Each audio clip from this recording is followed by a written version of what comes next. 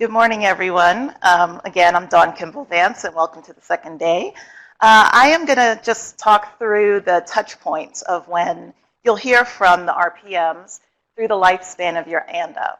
And so when I was asked to do this presentation, I was really excited. From working in industry, that was a big question. This was many years ago. We just never knew when we would hear anything. So I was happy to be able to shed some light when you're going to hear back from all the RPMs on your ANDAs.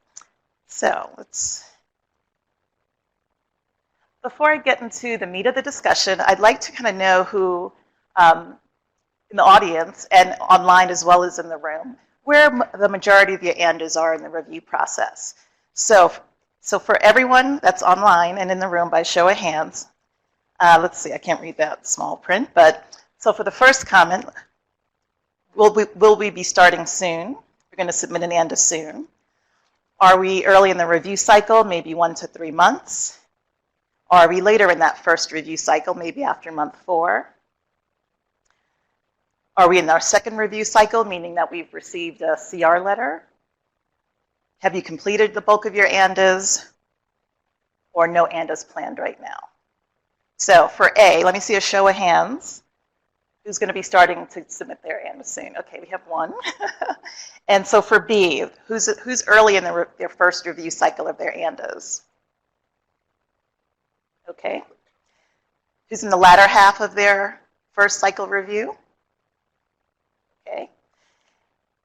And who's in their second review cycle, meaning you've already received a CR response?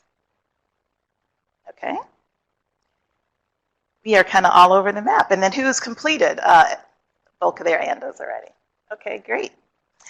And then you have no ANDAs planned right now, but you're planning on doing some in the future.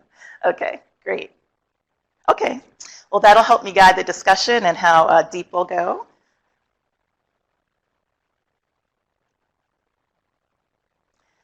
Okay, so this is all going to focus on GDUFA 1. As you heard yesterday, GDUFA 2 is in progress, but today my discussion is really to help you hone in on the work that you have going on now and when you will hear from your RPMs.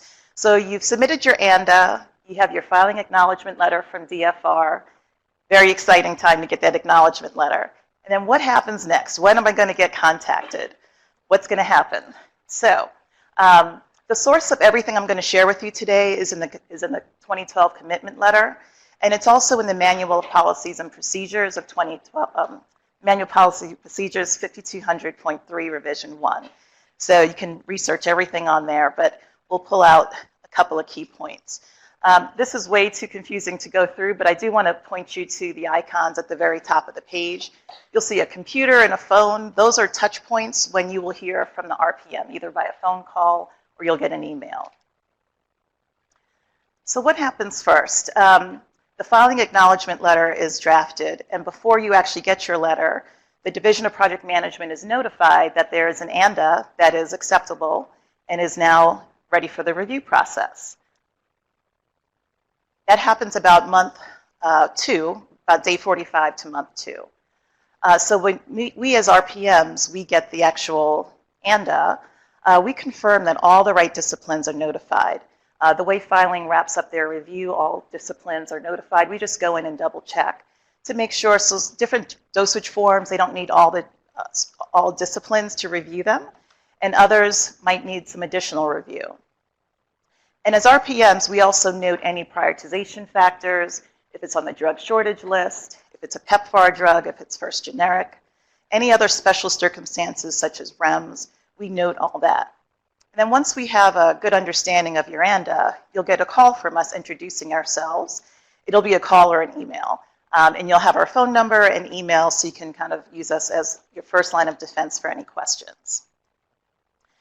So we've moved out of that triaging phase, and now the ANDA's in review. So what we do as RPMs is we check periodically, and we look to ensure that the disciplines are progressing along as planned.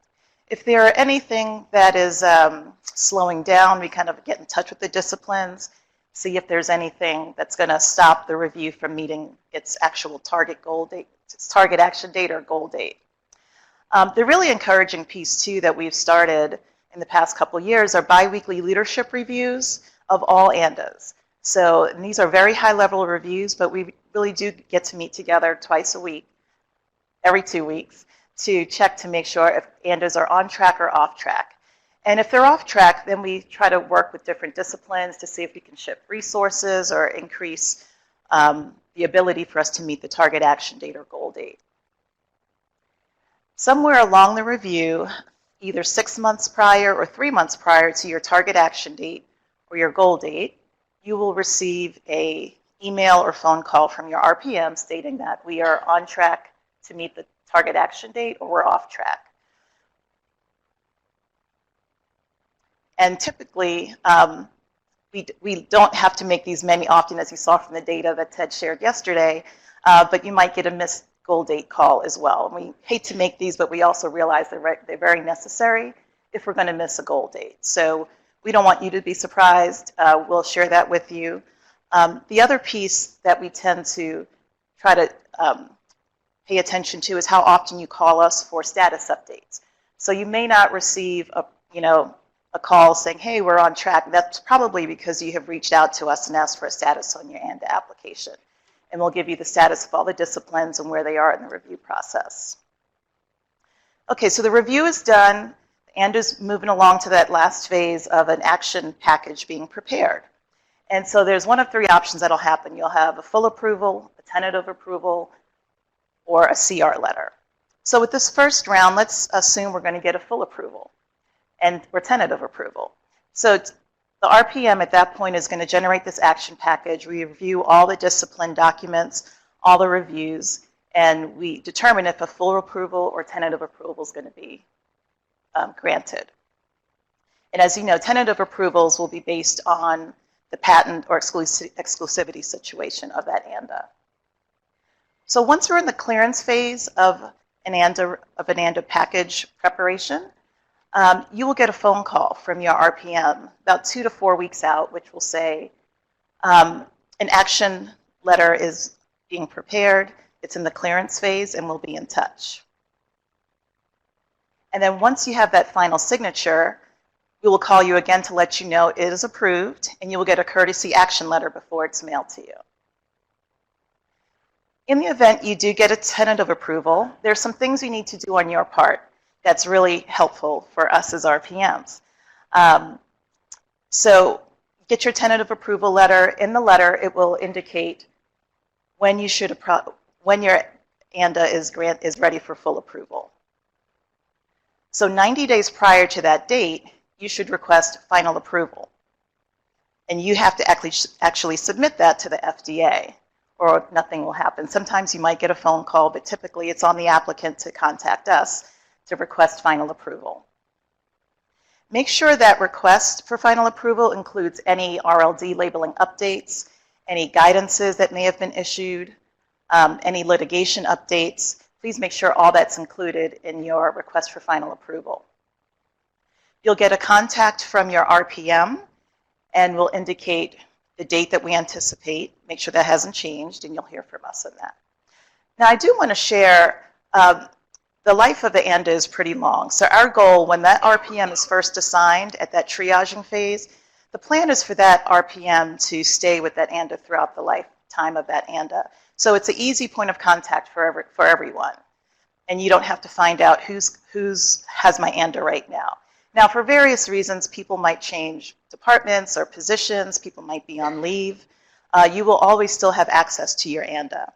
If the RPM is on vacation or extended leave, there's always someone covering. So at any day in the any of the 5 days, you can find out the status of your ANDA. So moving along the tentative approval plan, after you get that first call, about day 60 to 75, you will get a call if your ANDA is in the clearance phase, and you're going to be getting an action. Once that final signature is received, again, you'll be contacted when the actual ANDA is approved, and you'll get your courtesy action letter. Now, we've also seen, this has happened rarely, but it does happen, when you submit your request for final approval and you submit new information or updated information. Let's say your facilities may have changed, or you've changed a package labeler. Depending on that new facility, or situation, you might get a complete response if there are some deficiencies. Again, I mentioned it's rare, but it does happen. So you might get a CR response, but again, this is a very small percentage of the ANDAs that I've been managing. So let's go back after you finish the review. Let's say the action package is now going to be a CR letter. There were some deficiencies across one or multiple disciplines. You will get your CR letter either in month 10, or month 15, or a target action date, depending on when you submitted your ANDA. So the RPM will generate the action package, and we review multiple documents from all disciplines again. We ensure the deficiencies are going to be clear for the reader. And once that CR letter is in the clearance phase and we have final signature, then you'll receive the courtesy action letter. Now, if you do get a CR letter,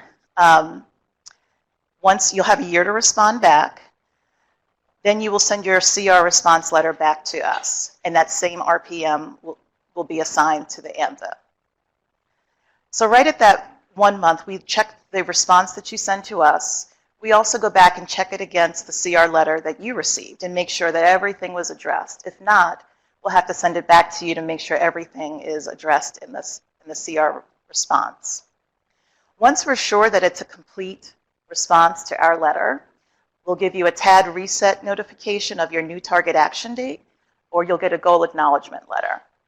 And then depending on if the ANDA is a priority or not, if it's a major versus minor, you will get assigned a 3 to 10 month target action date or goal date. And then after that review, it will go to either a full approval, a tentative approval, or a complete response. And as you heard yesterday, our goal is to try to get them in the top portion of the full approval or tentative approval. So that's kind of the nuts and bolts of when you're going to hear from us. And I thought it would be helpful to share some watch-outs that can slow down the actions or the action process. So the quality of the submission, you've heard this a bit in the filing discussion. Make sure that the quality of the data and data structure and content is clear and concise. On your 356H, I see a lot of errors. I see a lot of omissions of people who may not be listed, but they'll still call for updates on the ANDA. So one thing at the FDA we take very seriously is confidentiality. We don't want anyone calling about someone else's ANDA who shouldn't get an update. So please make sure you have secure emails. And what we look for are emails that would have your company's extension. So anything that might have a Yahoo extension, Verizon, or Google, you'll get a phone call, or what I tend to do is say, I'm going to contact the person on this 356H, and please get the update from them. So for your U.S. agents, please make sure they have secure emails and that all their names are listed. Other things that can slow down actions are omissions of data that's requested in newly drafted draft guidances and finalized guidances. And I recognize there's a lot of things to keep up to date on, but we want to help the application move through pretty quickly.